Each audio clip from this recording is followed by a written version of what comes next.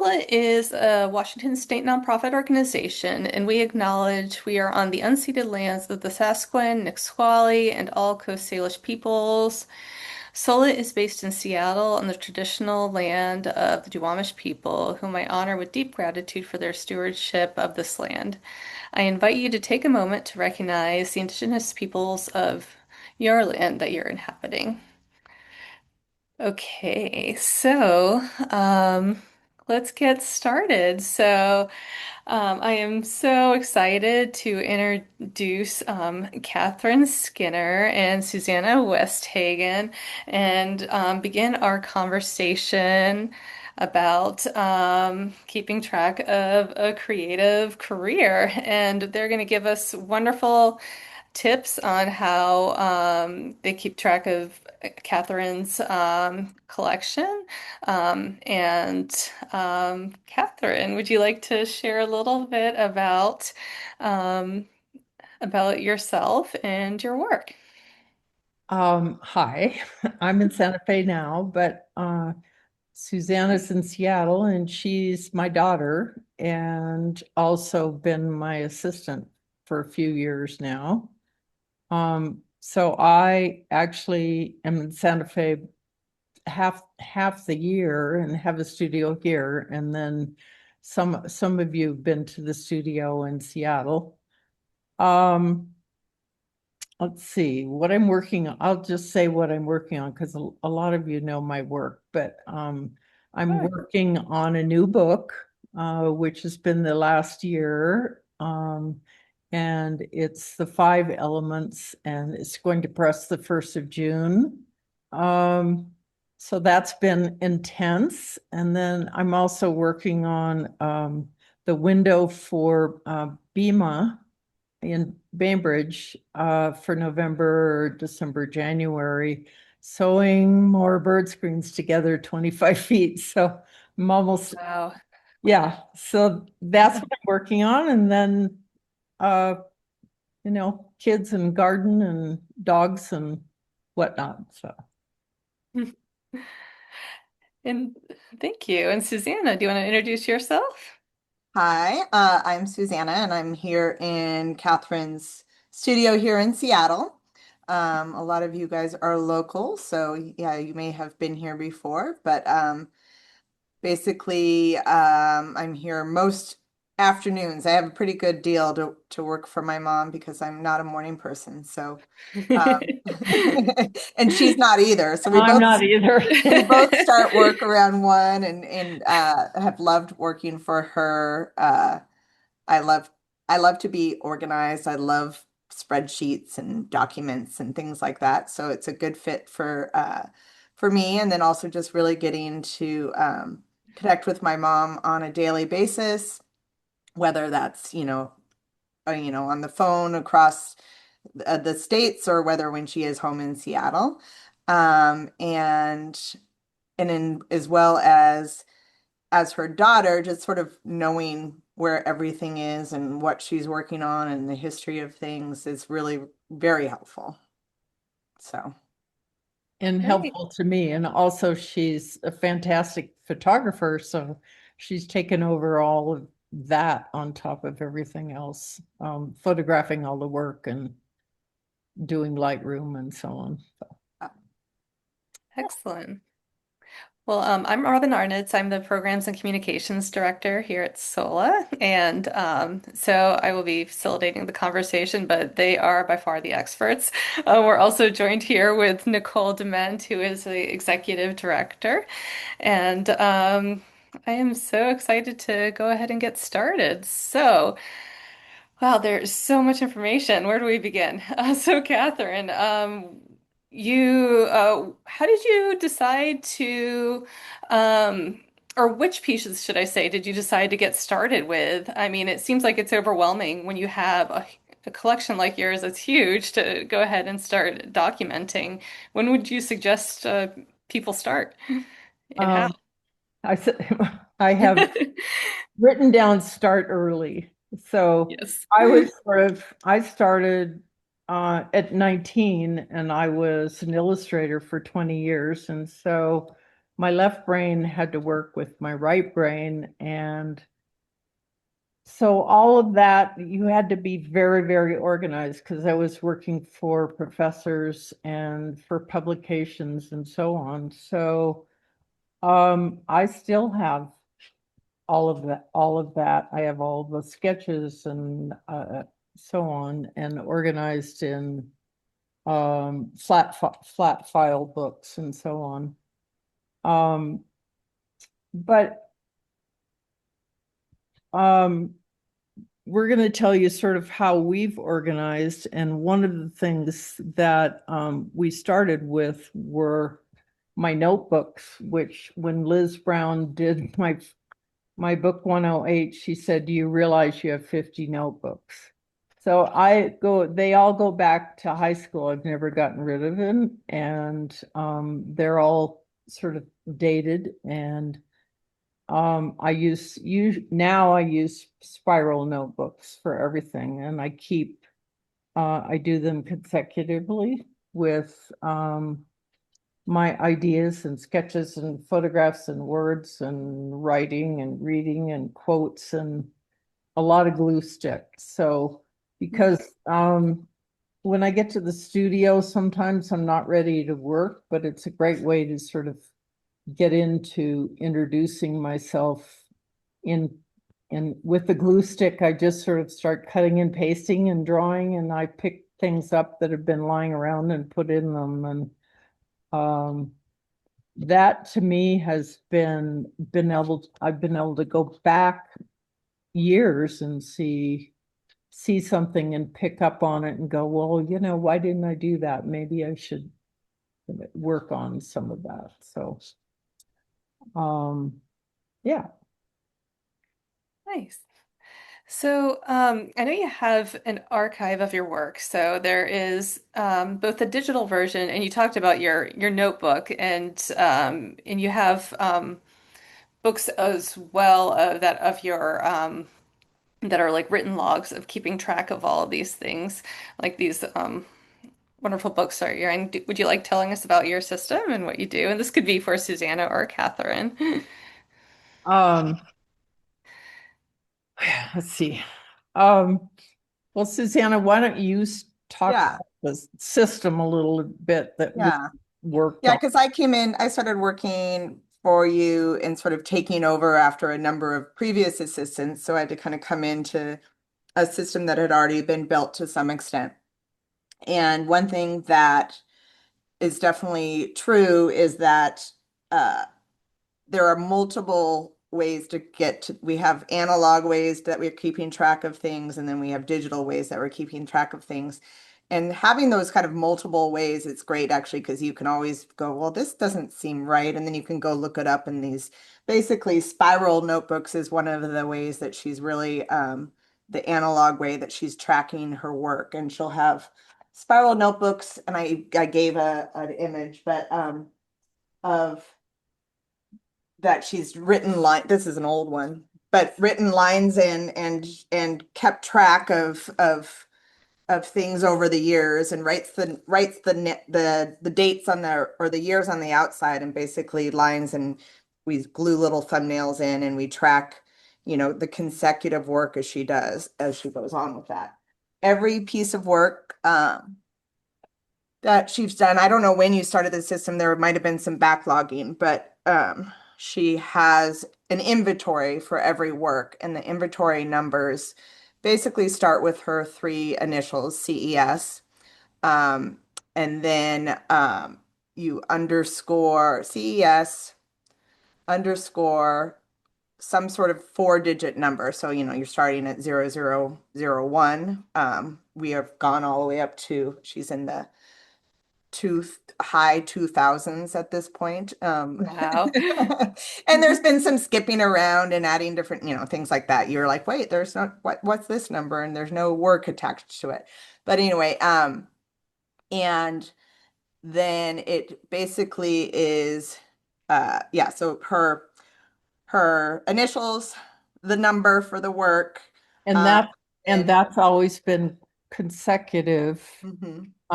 From I started, this was Nathan Oliveira's. I took a workshop with him here in Santa Fe in my late 30s or um, and this was a system. So that's when I began the number system, and then I went backwards for there and filled some of the things in. Um, and then after the consecutive number, there's an underscore, and then we use a medium numbers or a Or medium letter. letter. So encaustic is an E, and sculpture is an S, and monotype's an M.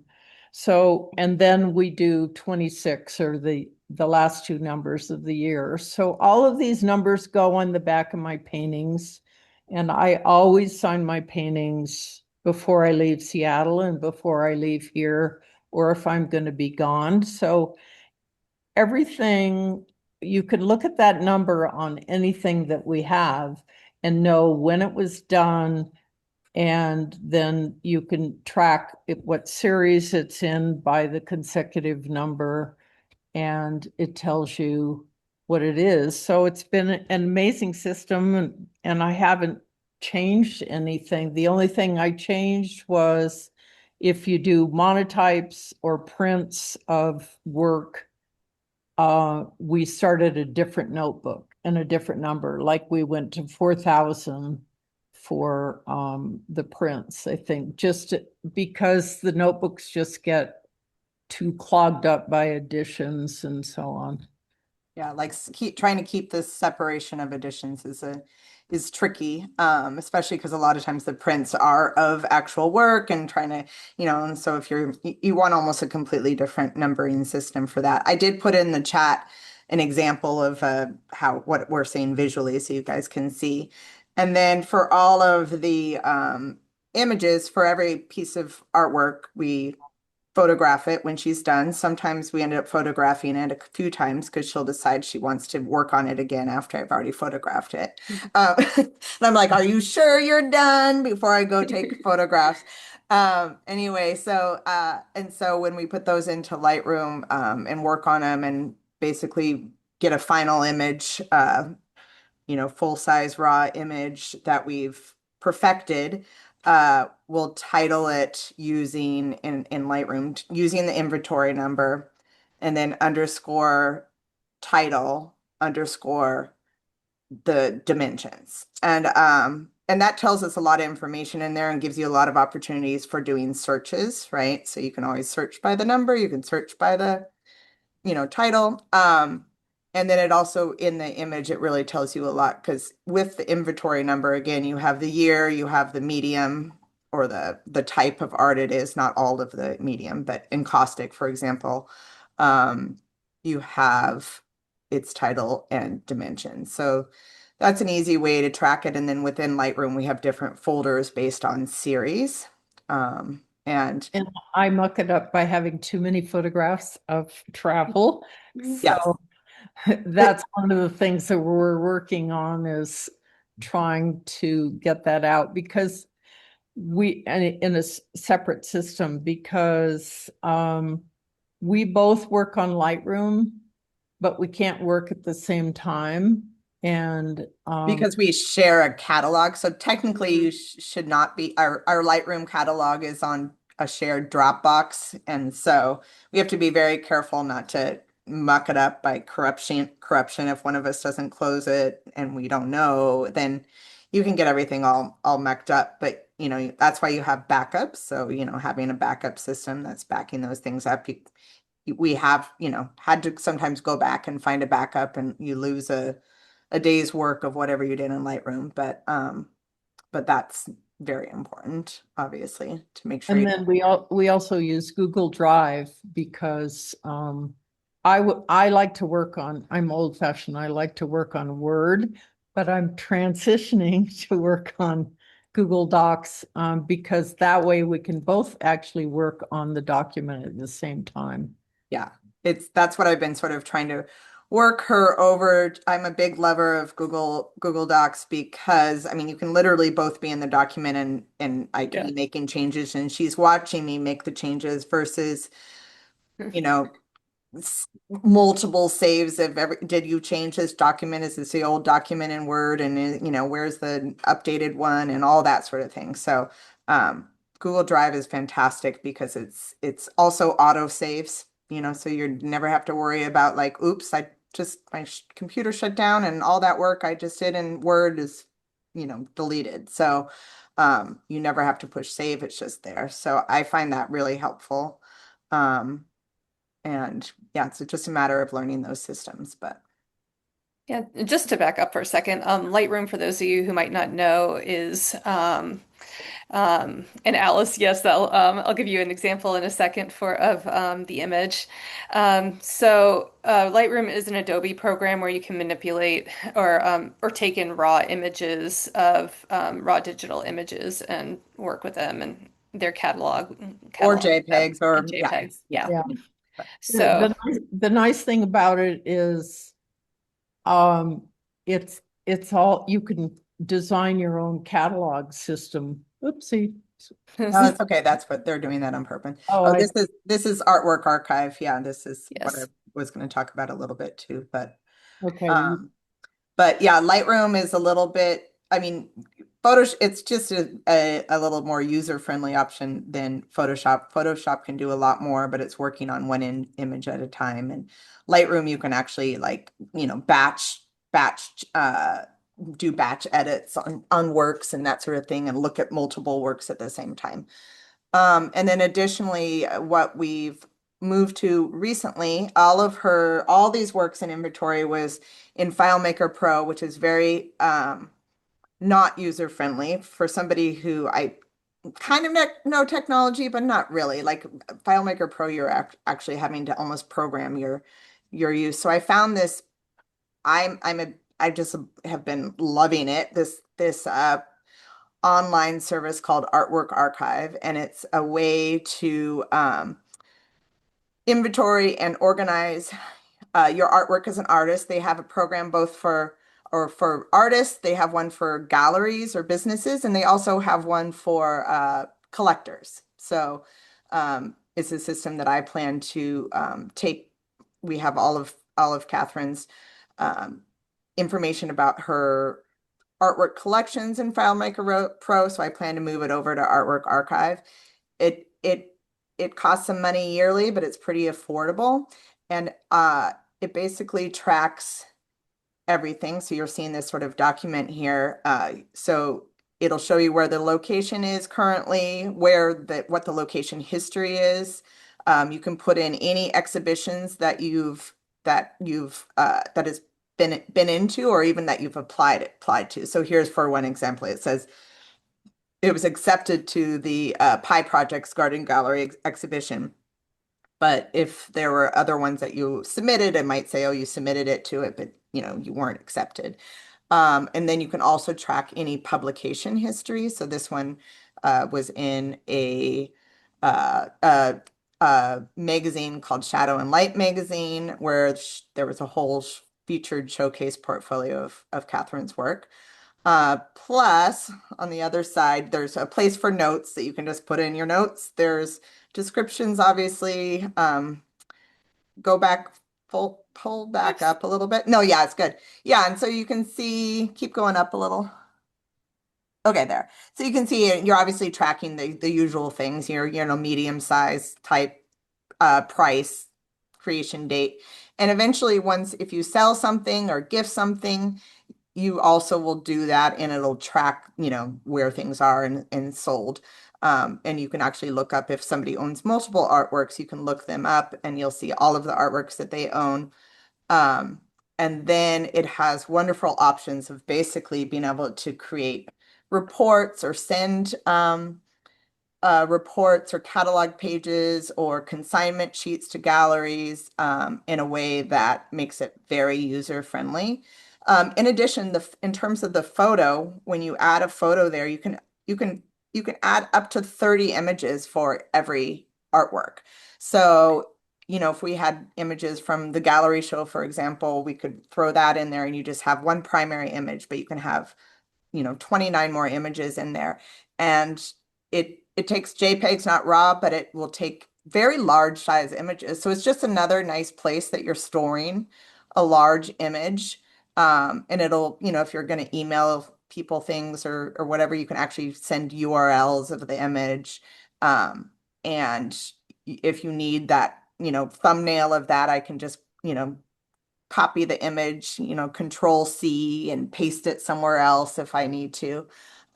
So I, I've I've learned over the years too, having multiple copies of an image in multiple places can be really helpful because you'll be like, wait, why can't I find that, picture of this very old work? And so having it in multiple places can be helpful.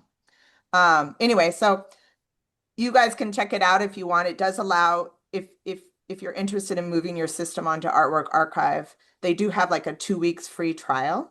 And I think in my document too, that if you are interested in signing up for it, if you use a code, you get 20% that I provided, you get 20% off for the first year.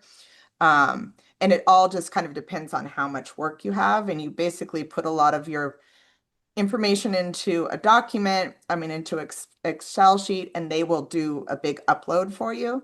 And then you kind of clean it up and stuff when you go back in yourself. But it's a small group in I think in Colorado, and they've been extremely helpful. There's a chat, you can ask questions, they get back to you right away. I had the owner of the business actually call me when I was doing the upload because he's like, well, actually, you might want to set it up this way, it would be better, So anyway, I've been very happy with it. It's very user friendly and it works much better than FileMaker Pro for me. And then it's great because it's all in one place and you can share it digitally with others. And in terms of your legacy, people, you know, piles of notebooks is great, but sometimes you just need it like in one place digitally. So Well, it seems so easy if you need to pop something out for a show or you need yeah. like a contract so easily. And Yeah. yeah, it's great, And great system. this may all seem very, very complicated, but if we go back, if the whole internet and everything fell apart, we have everything written down in notes. Yes. And that's the most simple way if you don't want to work on the computer and you do have to save your images somewhere. But our spiral notebooks have been that go way, way back have just been amazing because we always write consecutively everything that's done. And if I'm in Santa Fe, I just ask Susanna what the next number is, and we just fill all the information in. So if she's working on the computer or the computer's down or I can't find something, I know exactly where to go to find something just in the spiral notebook to look it up. And we initiated doing the little thumbnail pictures, which I have to say, even if you shoot them with your phone, if you're an image person, it's very quick to find things. Nice. So, I think you have a beautiful system that combines the best of analog and digital, and it's really, really impressive. Um, Alice, did that answer your question that you had in the chat? I believe there was an image of it. I wanted to make sure that was answered. Thanks. I was replying to Alice in the chat, just trying to explain Oh, that a okay. little bit more in another way. Cool. Yeah. Excellent. I don't know if that makes sense, but above Alice's question is an example of it visually. Yeah, the CES 0001 E26. Perfect. okay.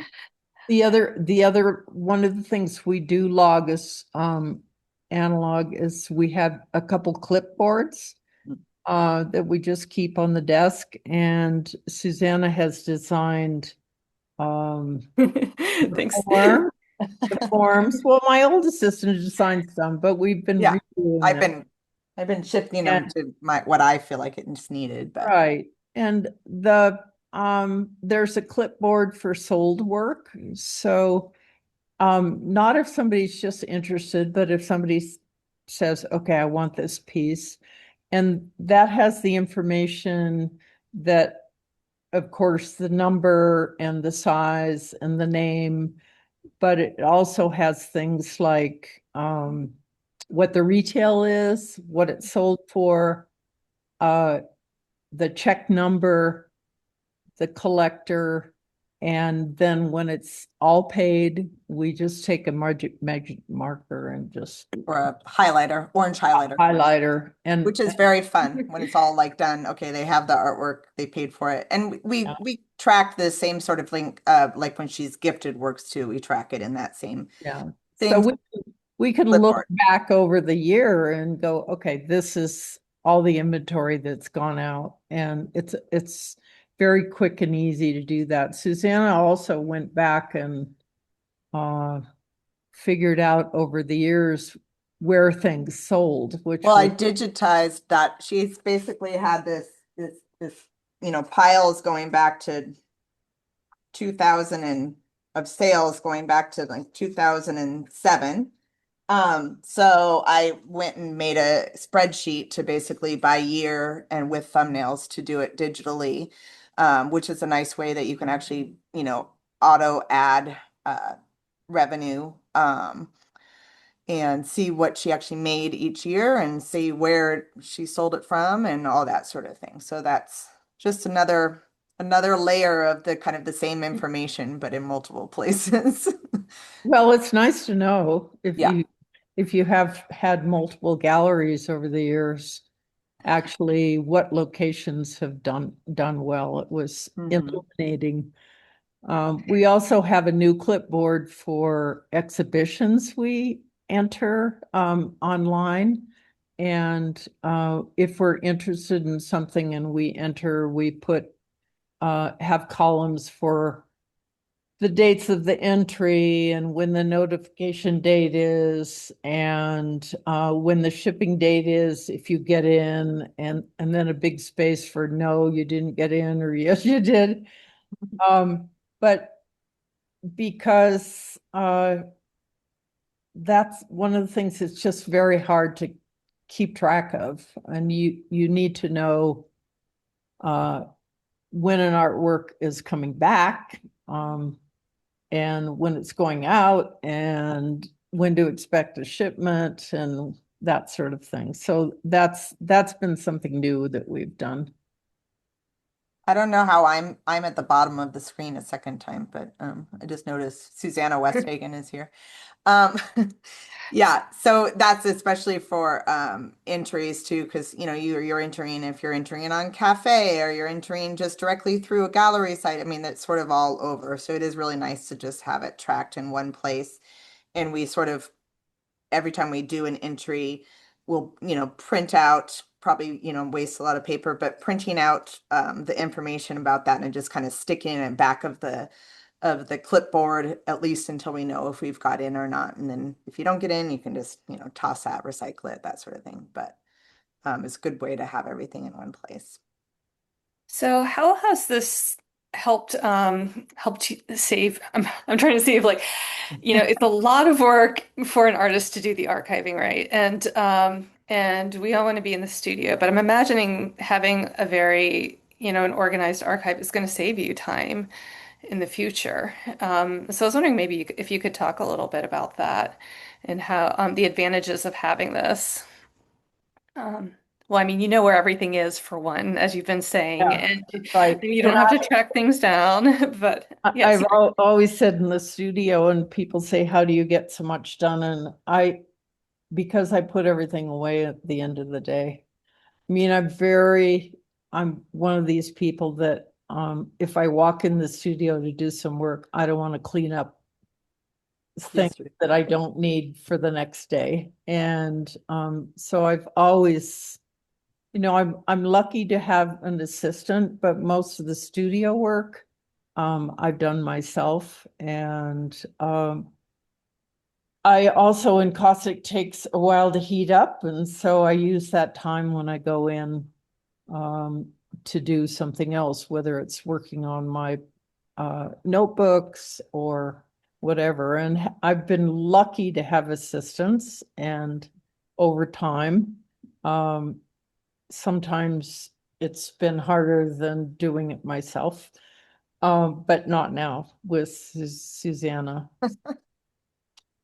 Um, yeah, it saves so much time to know where everything is. And we've had, we're not just showing in Seattle, we're showing nationally and internationally. And you just have to have all the proper information or you lose. And um, Hmm. yeah. So how do you decide which pieces go in there? So you have, of course, your finished pieces, but, anything, say, like sketches that might be interesting that you want to track as well. Um, well, I do, my sketches aren't inventoried, but I have like the tangent series are the small ones before the larger paintings. Hmm. And so I just have figured out a way to turn those into artwork. But we do, one of the things on our list is to inventory like all of the drawings I did for all the books, which are in, Yeah. yeah, we don't have those inventoried.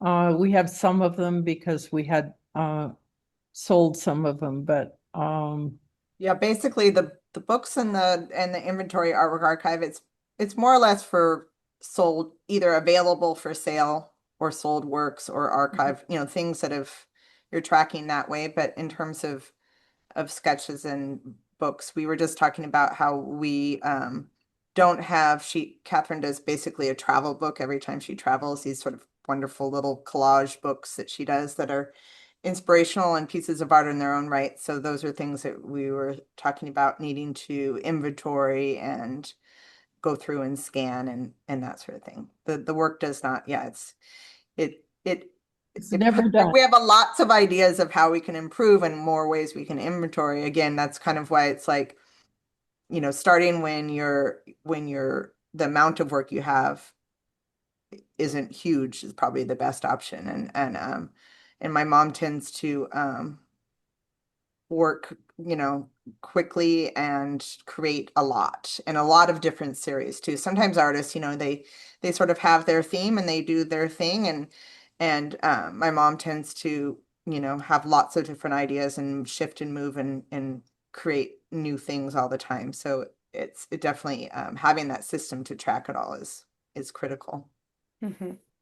And a lot of times there's things that cross over, it's not like one series fits in only that series, so we try to track, like, say it's, birds, we have a bird series and a tree series. Well, what do you do when there's a bird and a tree in the same work, in both.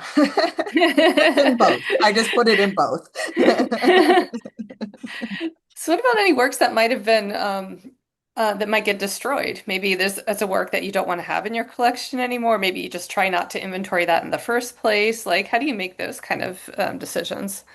No, Well, we track the destroyed as well in there. So we Okay. will, I mean, if they had a number created, I've, I mean, I've had works destroyed by fire. We had arson fire Yeah. in our Oh. house. And so I used a red magic marker. That's- I've had stuff destroyed by ice and in oh. a truck that was unheated, and I don't know how we track that. And but uh, well, we yeah, you it, just in it status. It's it's available, it's destroyed, it's lost, there's ways that you just basically have different ways keeping an update of what the status is.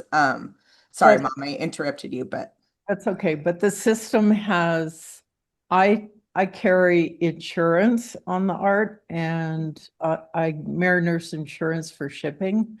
And I had one shipment that the truck caught on fire on the way to Sun Valley. And another shipment that coming back from Sun Valley froze 4 days on the road. So with the inventory system was great because I could keep track. I could just go and go, okay, this is the retail price for this. And it saved me and made me money, I have to say, over the years. And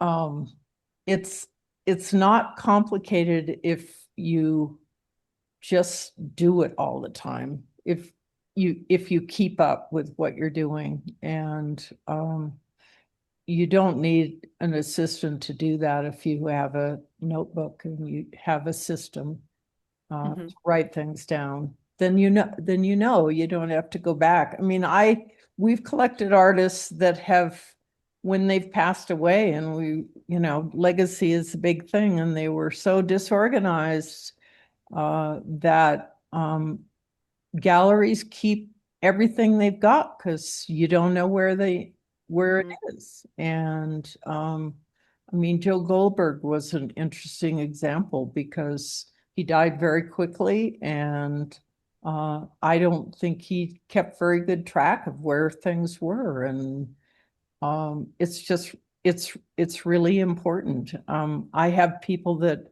send me something that want their insurance, um, the value updated. Well, it's really easy to go back and go, okay, so this is what they bought it for. This is what it sold for, and so on. So um, it's really helped over the years to have that information. And I know, I mean, doing the artwork is wonderful, but if you're not organized, you're taken advantage of. Mm. So that's actually a pretty good segue into I wanted to talk about the Joan Mitchell legacy that you're working on and the estate planning. Did you want to and could you talk a little bit about that? Well, I decided when Joan Mitchell started that program, they actually started it in my studio with Artist Trust in Seattle, talking about it. And so I finally got on their site and downloaded, and they have more information than you'd ever want about legacy. And I sent our estate lawyer the piece for the lawyer that goes along with the information that you're reading. And it's been fascinating. And he automatically went, well, you don't want to, are you going to do this? He automatically started asking the right questions. Mm. And we all know, I just turned 80. We all know we're not going to be here forever. And what do you want to do with all of this work? And Anne Truitt, who I absolutely loved as an artist, I took a workshop for a month with her here in Santa Fe, and she said, this is your legacy to your family. This is the legacy to the world. And it's important that you archive it. And if someone comes in or if you want to do a book, where is everything? I mean, we just done the third book, and we had to know when we sold something who who has that piece? Do they want their name in the book, and so on? So it's our right as artists to know where our work is. Galleries don't always want to give it to you, but it is your right to know who at least has it. You don't have to have all their information, but it is, they try to tell you, oh no, you can't have that information. But as an artist, you're right. Nice.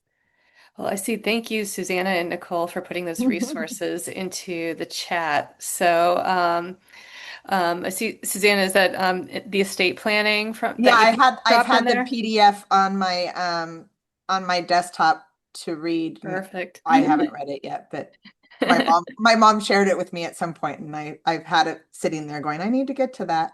So And Nicole put the link to the Joan Mitchell guides in there too, so you can check those out. And also on Sola's site we have the famous female artist planner, which goes along with the Joan Mitchell planning, and you can download that PDF for free, and you can work on it. Um, so it's so important to get these things together. And it's really cool to see kind of everything that you've done and gotten together in the process. Yes. So, could maybe you tell us one big step that you can do this week, or maybe, sorry, not one big step, one small step we could do this week that would help out our artists here to get started with this if they haven't, um, or just, do something to kind of work towards this, work towards archiving the work. Well, I think the fun thing is designing your own number system so you sort of know. There you Um, go. that's fun. I mean, the other thing is, I swear by black spiral notebooks, because you can open them all up. I have my original one going back, and I don't like it because it was, you can't just get into it. But I think you just start. I would start with the important works. If you're painting, just start with the paintings and don't be confused by everything that went into that beforehand, just so you have some way of tracking the things that are going out the door. That's the most important thing. Yeah. So, Susanna, what about you? Do you have a good tip for everybody? Um, yeah, I mean, it's hard to know where everybody is in the process. I feel like, all of you Yeah. probably have some level of having, started a way to inventory your work.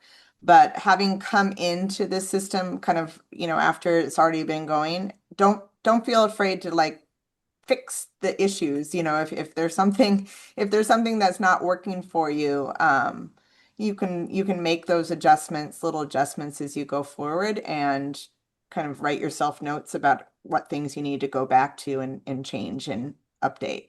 Um, but if something isn't working for you, don't feel like you have to just stick with it because it's too much work to change. And the phones are amazing these days because you could do everything if you're not mass producing. I'm not mass producing, but if you have a lot of work with with a phone, you can do your series and work and take a photograph of it and fix it and put it in a folder of that series on your phone. So there's a lot of ways to do things that are pretty simple these days. And so, with all this information, what are you hoping future curators, people dealing with your estate, are going to get for this? And I think this might be an important thought for all of us to have. So, uh, like, are you putting down information for this to eventually be in a catalog? And I don't know. I don't want to put words in your mouth, but Well, I did 108, the book 108, and it had 125 photographs of work, and the new one is the same. And a lot of people can't do books and won't do books, although there's a lot of ways to do it online these days. Um, I'm lucky my husband said, go for it and do it. And I figured I better do it while I can think and get all of don't wait too long because your mind may not work with all the details to put it together. But even handmade books of what you're doing are beautiful. You don't have to have a number of copies. Do you can do one copy of a series, but it gives me great pleasure to share uh, all of those because a lot of people can't afford to buy paintings or drawings, and yeah. the books allow them to sort of see into the world of an artist, which is what people want. They want to be part of what you're doing and how are you doing it and so on. Great. So maybe we can open it up to some questions from the group. So, do you have any specific questions for Catherine or Susanna? And anybody, feel free to just unmute yourself and ask.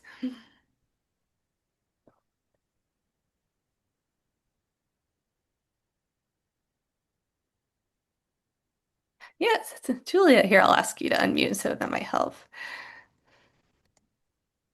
There. There we go. Me? Hi. Okay. Hi. I have a question. I just wondered, with Artwork Archive, if, you used it for a few years and you decided that maybe it wasn't, you know, What you wanted. working for you or you couldn't afford it anymore, what happens to all of that information? Do you know? I'm pretty sure that you can always do an export of all the information. I mean, you Okay. can do an export anytime. Or for example, there was one page that I just basically when I was on it, I just told my computer to print it as a PDF and I was able to just download that. So you can Okay. always take those things and make copies of them and have them available And to you. save all of that. Yeah. Yeah. Yeah. Yeah, because I knew about them. That's kind of why I'm attending this meeting. I'm Yeah. trying to decide which way to go because I have a mixture of because I've been doing this for so many years, but I don't have a ton of work. I weave tapestries, so that goes kind of slow. Right. But I have, a spreadsheet with inventory on it, but it's missing older information. I have photographs, I have slides, I have, handwritten notes, I have things, before computers, all of that. So I'm just trying to find a system before I either pay money for it or whatever that seems like, the most appropriate thing. So it's nice to hear different ideas about how some of these Yeah. things work. Yeah, and I think it's really it's a nice system in the sense that it just feels very, very nice to be able to organize it. Like those sort of things, like you might have a handwritten note for something and you're like, well, I don't want to add it all in. You could take a, picture with your phone and just put the Right. image on there. It can hold, each artwork can hold up to 30 images. So some of that may be all those little elements Hmm. that you can have in one place. And then, as I said, I mean, if you decided to do it, they're very helpful. So you could ask them that very question of like, okay, if I do this for a year, Sure. what sort of information, how do I get this out? And I'm pretty positive there really are there to be helpful to you.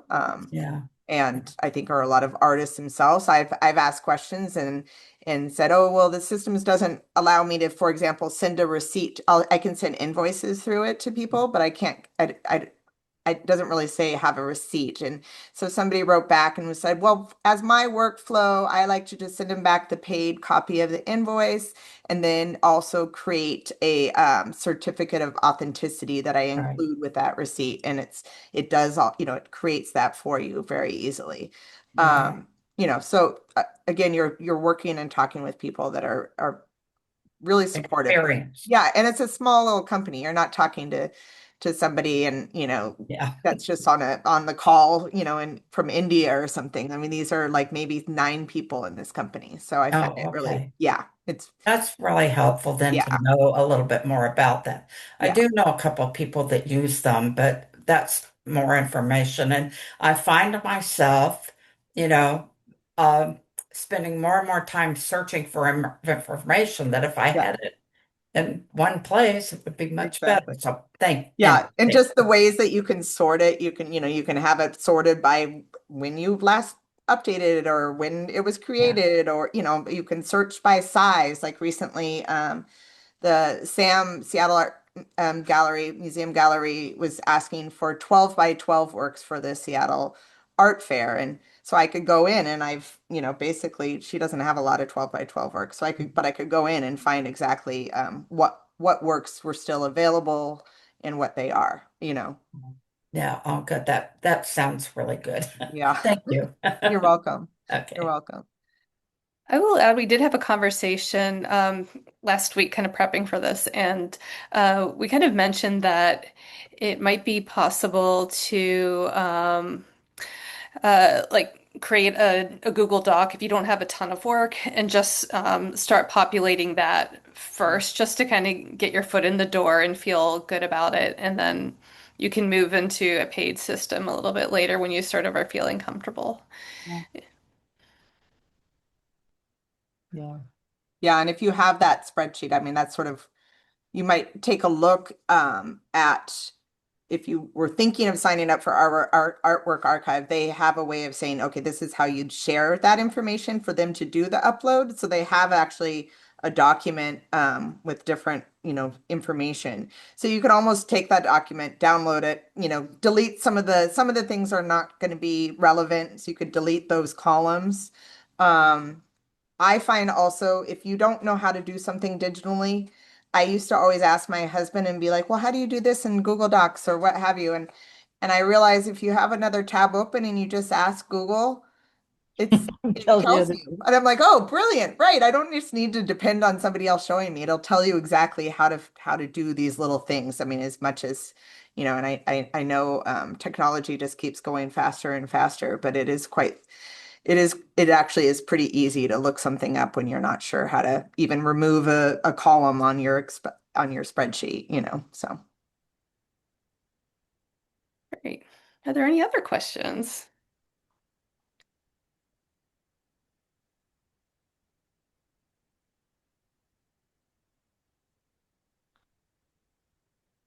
No? We all set? I think so.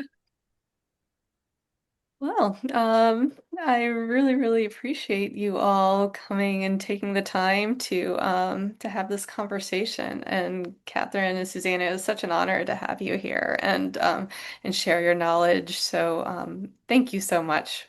You're Um, welcome. The for other all thing this. is we both text and we both do emails. So if anybody has any specific questions they didn't want or they think of later, please feel free.